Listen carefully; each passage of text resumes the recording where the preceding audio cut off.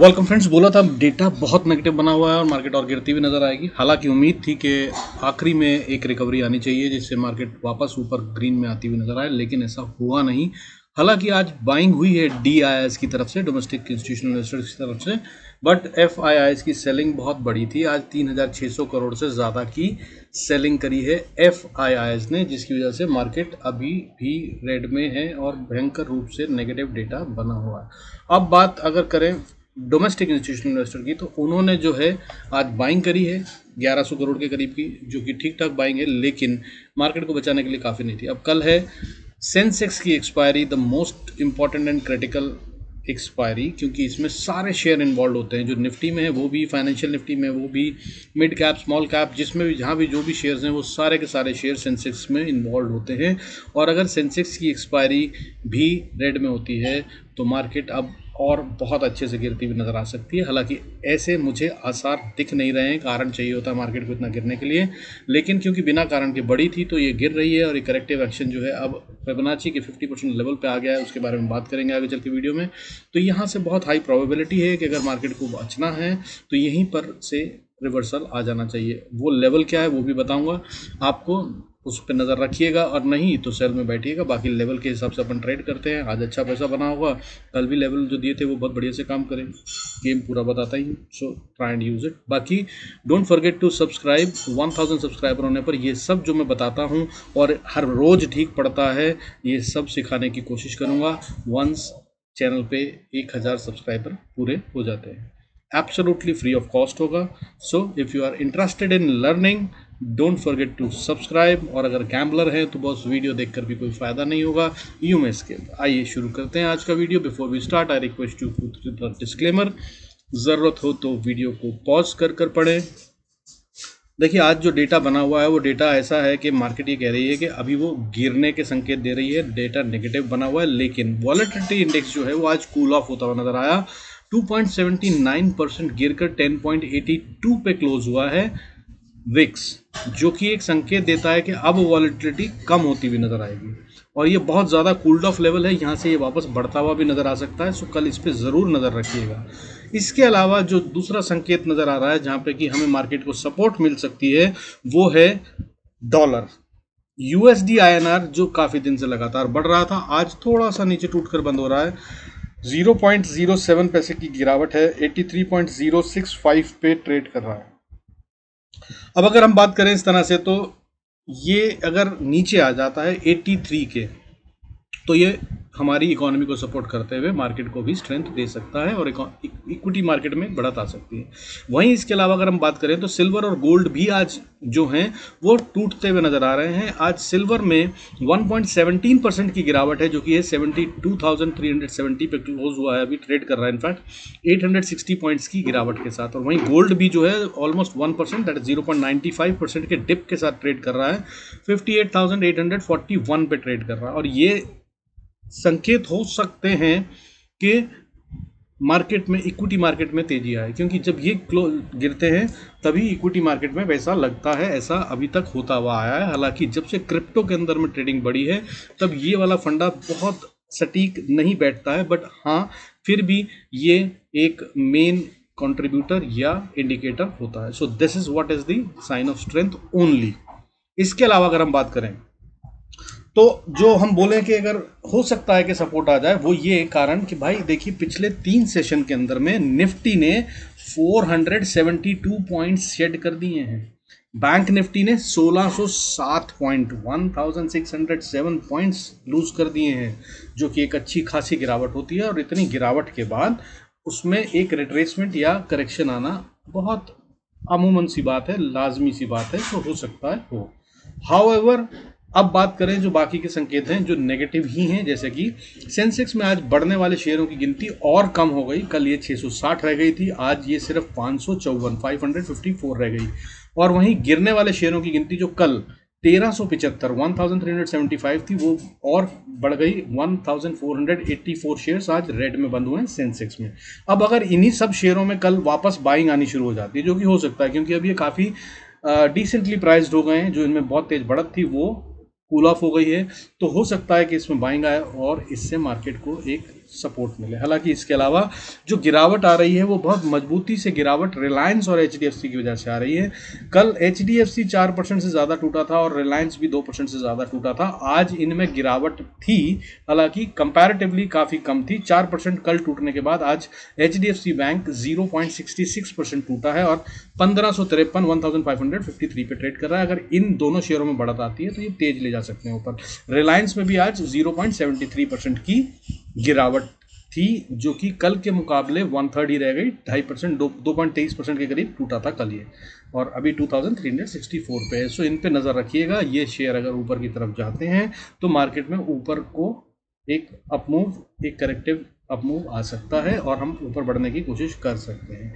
ऊपर से जो मैंने बताया, डोमेस्टिक इंस्टीट्यूशनल इन्वेस्टर उन्होंने फिर बाइंग करी है आज 1100 करोड़ से थोड़ी सी ज़्यादा, 1158 करोड़ की इनफैक्ट, और एफआईआईज ने मोटी सेलिंग करी है आज फिर से 3700 करोड़ की।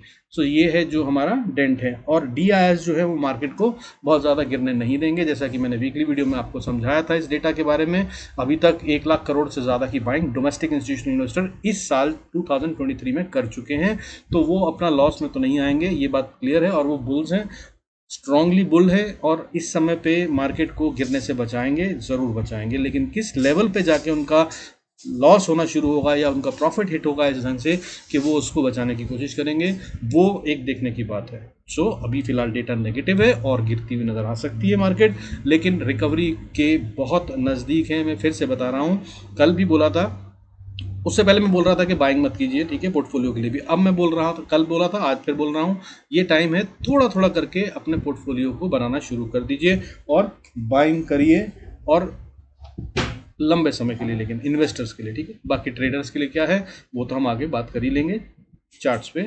उससे पहले समझ लेते हैं निफ्टी आज कहाँ क्लोज हुआ और बैंक निफ्टी क्या कह रहा है। देखिए, निफ्टी आज क्लोज हुआ 19,742 पे with a dip of 159 points, जो कि 0.8% बनता है, और 138 पॉइंट्स का फॉल अगर बात करूं जहां खुली थी मार्केट वहां से, या अगर बात करूं कि कल जहां क्लोज हुई थी तो वहां से 191 पॉइंट्स का मूवमेंट था मार्केट के हाई और लो के बीच में, और उसमें से 159 पॉइंट्स कैप्चर कर दिए गए नेगेटिव साइड पे, जिसका मतलब ये है कि ट्रेंड अभी भी स्ट्रॉन्ग है और नीचे जाने की तैयारी है।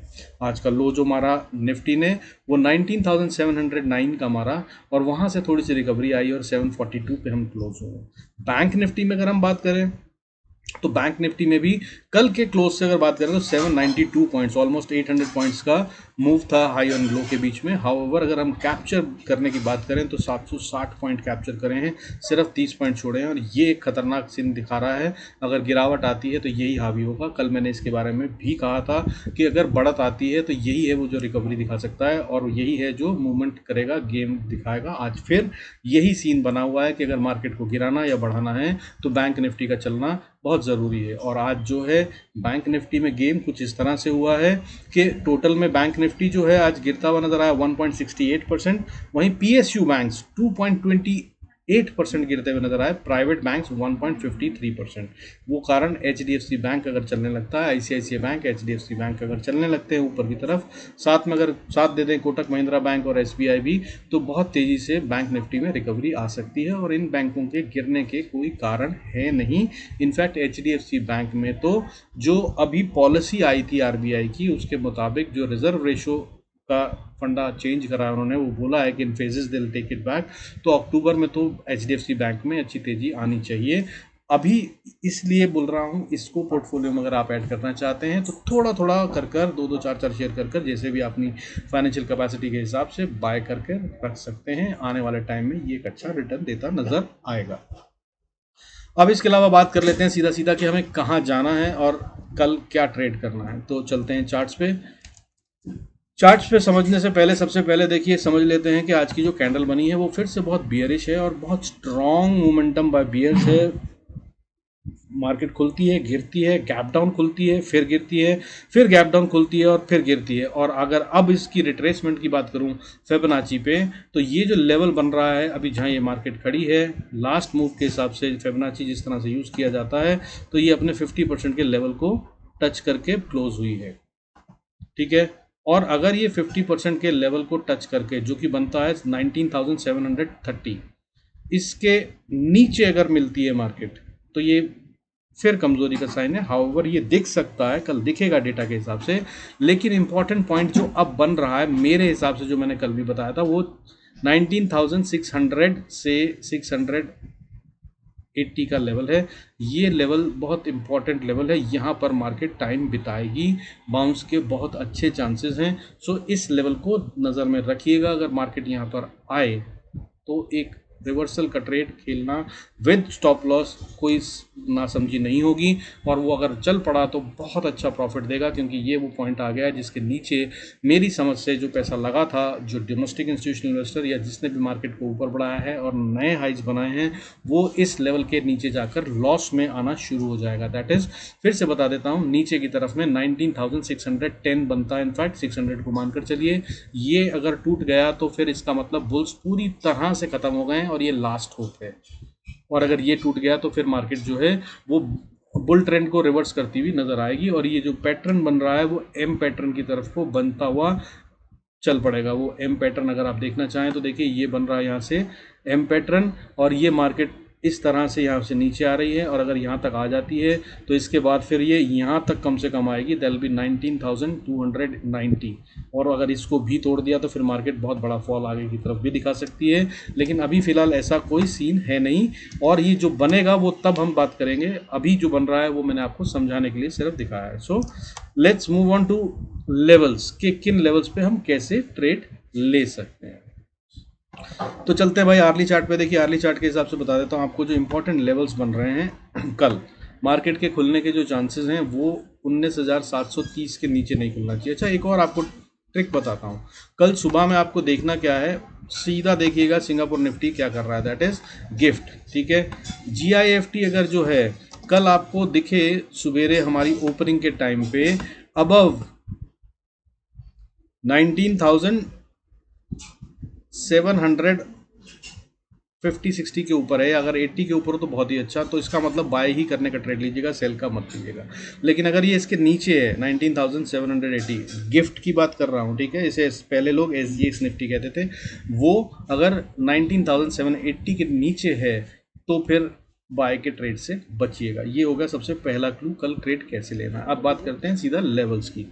लेवल्स के अंदर मैं अगर बात करूं तो कल निफ्टी को सबसे पहले अपनी जो लेवल बचाना है वो है 19,700, 17 से लेकर 680 का लेवल। इस लेवल को अगर निफ्टी बचा लेता है तो ये फिर वापस ऊपर की तरफ चलता हुआ नज़र आ सकता है, नहीं तो गया नीचे, तो सेल के ट्रेड आप अच्छे से ले सकते हैं इस लेवल के नीचे। हाउएवर अगर ऊपर इस लेवल को बचा लेता है और ऊपर जाता है तो सबसे पहला लेवल जो रेजिस्टेंस का आएगा वो 19,790 से 800 का होगा, और अगर इसको पार कर गया तो अगली रेजिस्टेंस 880 तक पहुंचा देगी मार्केट को, और वहां तक पहुंच सकते हैं। यहाँ पे आके काफ़ी ज़्यादा पैसा लगाना पड़ेगा, अगर लगता हुआ नज़र आए तभी इसके आगे के लिए पोजीशन को होल्ड कीजिएगा, वरना हो सकता है मार्केट यहाँ तक आकर फिर नीचे जाए।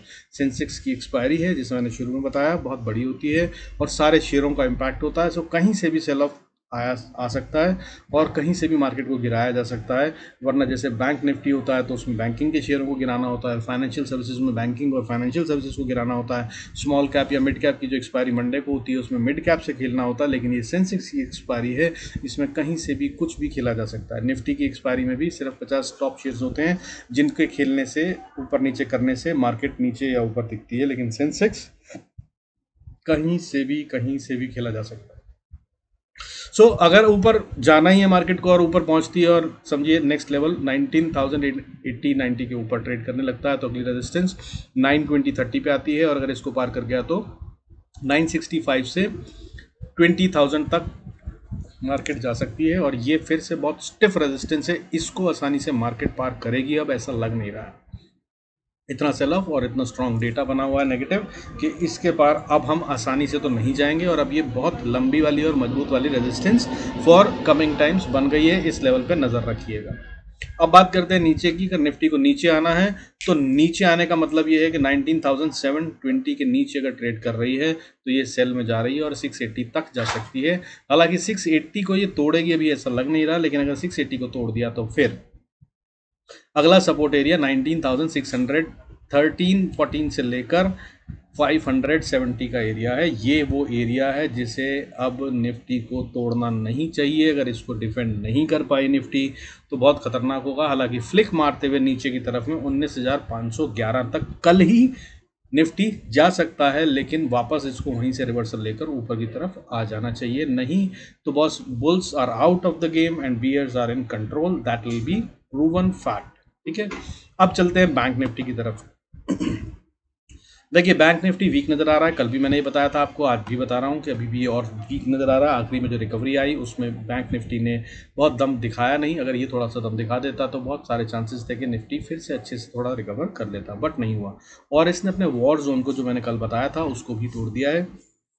वो वॉर जोन जो बनता है 44,830 से लेकर 44,700 का था, इसने उसके नीचे क्लोजिंग दी है। इसका मतलब बियर्स कंट्रोल में मार्केट को लेकर गए हैं और गिरावट आ सकती है। हाउएवर अब रिवायत के अनुसार लेवल्स बताऊंगा, उनको नोट कर लीजिए, उसके हिसाब से ट्रेड कीजिएगा। देखिए अगर बैंक निफ्टी को ऊपर जाना है, और स्पॉट की बात है, दोनों चार्ट स्पॉट बता रहा हूँ, उनको देखिएगा, कंफ्यूज मत होइएगा अपना फ्यूचर से। ठीक है, अब ऊपर की तरफ जाना है तो देखिए सबसे पहले 44,700 से 800 का एरिया जो है, 810 का एरिया, इसको बैंक निफ्टी को क्रॉस करना होगा। 830 के ऊपर ट्रेड करे तब बाय के ट्रेड में दम है, नहीं तो ये यहीं से नीचे और गिरता हुआ नजर आएगा। और अगर इससे ऊपर जाता है तो आप छोटी छोटी रेजिस्टेंस है वो नोट कर लीजिए, नंबर्स नोट कर लीजिएगा, अपने स्टॉप लॉस ट्रेल कीजिएगा। अगर किसी ऐसे ट्रेड में बैठे हो जो प्रॉफिटेबल हो तो स्टॉप लॉस ट्रेल करते हुए आगे बढ़ते जाइएगा, आपको फायदा होगा। नहीं तो लॉस भी हो सकता है, क्योंकि बहुत तेजी से मार्केट पलटती हुई नजर आएगी। सो लेवल्स क्या हैं, तो अगर ऊपर जाना है तो देखिए सबसे पहला लेवल 957 रेजिस्टेंस होगी, फिर थोड़ी मजबूत रेजिस्टेंस 45,050 से लेकर 45,150 का एरिया है। यहां पर मार्केट जरूर अटकेगी। ठीक है, यहां से आसानी से पार करना अभी मुश्किल होगा। गिरने के लिए भी मैंने यही बताया था, यहाँ पे टाइम बिताया मार्केट ने करीब 2-2.5 घंटे, उसके बाद ही गिरी है, बड़ी कैंडल से गिरी है, सुपर कैंडल से। अब वापस जाना है तो इसको फिर से उतने ही टाइम लग सकता है, या फिर उससे भी बड़ी सुपर कैंडल चाहिए, जो अगर बने तभी इसमें बाय का ट्रेड लीजिएगा, वरना मार्केट बैंक निफ्टी यहीं तक जाएगा या यहीं से वापस घूम जाएगा। और इसके ऊपर अगर जाता है तो अगली रेजिस्टेंस 45,276 पे है, और उसके ऊपर एक मजबूत स्ट्रॉन्ग रेजिस्टेंस जोन बन जाता है, वो है 45,390 से लेकर 45,530। इसको अभी फिलहाल बैंक निफ्टी पार करता हुआ किसी भी तरह से नज़र आ नहीं रहा, और अगर कहीं चला भी गया तो 630-40 पे जाकर ज़रूर अटक जाएगा। और अभी ये लॉन्ग टर्म के लिए रेजिस्टेंस बन गई है, इसको बैंक निफ्टी आसानी से पार कर नहीं पाएगा, अनलेस बहुत मोटा पैसा DIs की तरफ से लगे या FIs की सेलिंग बाइंग में कन्वर्ट हो जाए। ठीक है, अब नीचे की बात करते हैं। बैंक निफ्टी की अगर हम बात करें तो अब नीचे जो नेक्स्ट वॉर जोन आ रहा है, जिसमें बुल्स एंड बियर्स भिड़ते हुए नजर आएंगे, वो सपोर्ट जोन बनता है 44,500 से 380 का। ये वो लेवल है जिसके बीच में बुल्स एंड बियर्स के बीच में फाइट होंगी। अगर इसको डिफेंड कर लिया बैंक निफ्टी ने तो hopes are still there that bulls may return, otherwise bulls के हाथ से एक बात जा चुकी है। हालांकि इसके बाद एक और इम्पॉर्टेंट सपोर्ट 267 पे है, और उसके बाद अगली सपोर्ट 180 पे है, और उसके बाद अगली सपोर्ट 43,830 पे है। और अगर उसको तोड़ दिया तो फिर अगला वॉर जोन जो है, यहाँ तक के लिए मार्केट जो ट्रेवल करना शुरू कर गई तो यहाँ तक आती हुई नजर आएगी। फिर वॉर यहाँ पे होगी, वो लेवल है 43,590 से लेकर 43,330, और ये बड़ा जोन है। यहाँ तक मगर मार्केट अगर ना ही आए तो अच्छा है, बैंक निफ्टी को बचना है तो इससे बहुत पहले इसे बाउंस कर ऊपर की तरफ चल जाना चाहिए। सो इन लेवल्स पे नज़र रखिएगा, अकॉर्डिंगली ट्रेड कीजिएगा। और फिर बता रहा हूँ क्लोजिंग में, कंक्लूजन ये है कि मार्केट का डेटा बहुत नेगेटिव बना हुआ है, बुल्स एकदम से हारे हुए नज़र आ रहे हैं, कंट्रोल पूरा बियर्स के हाथ में है, मार्केट अभी और गिरती हुई नज़र आ रही है। गैप डाउन अगर होता है और उसके बाद रिकवरी तेज़ी से नहीं आती तो मार्केट और नीचे गिरती हुई नज़र आएगी। हालांकि गेम ऐसा चल रहा है कि रिटेल को अच्छे से लूटा जा रहा है, सावधान रहिएगा। लूटते कैसे हैं, वो तरीका ये होता है कि मार्केट में एक बड़ी सी गैप डाउन होने के बाद या गैप अप होने के बाद मार्केट को पूरी तरह से साइडवेज ले जाते हैं। रिटेल में पेशेंस नहीं होता, वो बार बार बाय और सेल करता है, जिसने भी ओवर ट्रेडिंग करी वो डूब जाता है। यही आज अच्छे से करवाया निफ्टी के अंदर, और बाद में आखिरी में मूव दिखाए, और रिटेल की यही प्रॉब्लम उसको ले डूबती है। जब तक राइट मूव ना दिखे, जो लेवल्स बताए हैं इनके क्रॉस ओवर ना दिखें, तब तक ट्रेड मत लीजिए, पेशेंस से बैठिए। पैसा रोज बनता है, आज भी बना है। आपको बताओ मार्केट नीचे जाए या ऊपर, उससे बहुत फर्क नहीं पड़ता। अगर आप ट्रेडर हैं तो आपको रोज कमाने का मौका मिलता ही है मार्केट में। आजकल तो ज़्यादा ही मिल रहा है, बट वॉलेटिलिटी इंडेक्स इतना कूल्ड ऑफ है, इतना नीचे चल रहा है कि ऑप्शन बाइंग में पैसा बनाना थोड़ा ज़्यादा मुश्किल है आजकल। सो उसके लिए सावधान रहिएगा, छोटे छोटे प्रॉफिट बुक करते रहिएगा, ज़्यादा समझदारी रहेगी। With this I conclude this video and request you to subscribe. और अगर आप सीखना चाहते हैं तो 1000 सब्सक्राइब होने पर absolutely free of cost live आकर यूट्यूब पे आपको सिखाऊंगा और जेन्युइनली सिखाऊंगा। ट्रस्ट मी, एक ट्रेडर बन जाएंगे अगर आप में सीखने की ज़रा भी इच्छा है तो। अगर आप गैम्बलर हैं तो आप इग्नोर कर सकते हैं, कोई फ़र्क नहीं है। गैम्बलर्स के लिए मार्केट है ही नहीं, वो पैसा देने आते हैं, अपना दीजिए और चले जाइए। वीडियो देखने से भी बहुत फ़ायदा नहीं होगा, लर्निंग से होगा। गैम्बलर मत बनिए। अगर पैसा कमाना चाहते हैं तो take it as a profession and I am here to help you. I make you learn, I help you learn. एक बार 1000 सब्सक्राइबर पूरे हो जाएं तो आइए। With this, I conclude this video. See you in next video. God bless us all.